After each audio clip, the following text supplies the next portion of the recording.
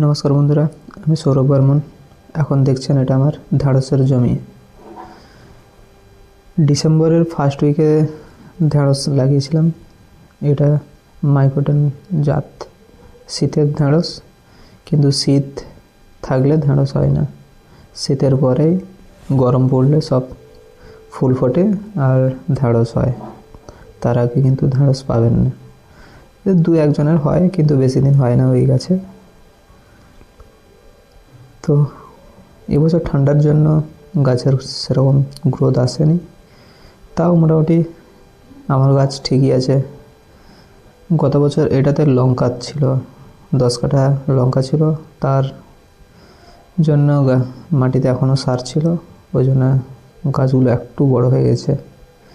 কিন্তু অন্যান্য লোকের ঢ্যাঁড়সের জমিগুলো গাছ অনেক ছোট আছে এখনও, একসঙ্গে লাগিয়েও। তো আমরা এইভাবে রো করে লাগাই। তো চালার রাস্তা যেটা, ওটা 1 হাত থাকে, আর ওটা জাস্ট 1 ফুটের মতো রাখি। গাছে কুঁড়ি এসছে, তার মধ্যে যেখানে সেখানে একাত্রা ফুল ফুটছে, কিন্তু এখন শীত আছে, ওই ফুলগুলো এখন ধরবে না, গুটি সব খসে পড়বে। এখন আর সার জল কিছুই দেবো না, যতদিন না ঢ্যাঁড়স ধরছে ততদিন পড়ে থাকবে। কোপানো হবে আর একবার, লোককে বলেছি কুপিয়ে দিবে। ঘাস তেমন নেই, ছোট ছোট ঘাসগুলো আছে, কোপালে সব ঘাস মরে যাবে।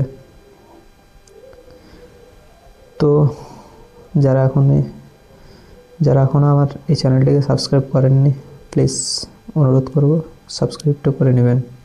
আর যদি ভালো লাগে অবশ্যই ভিডিওটি লাইক এবং শেয়ার করতে ভুলবেন না।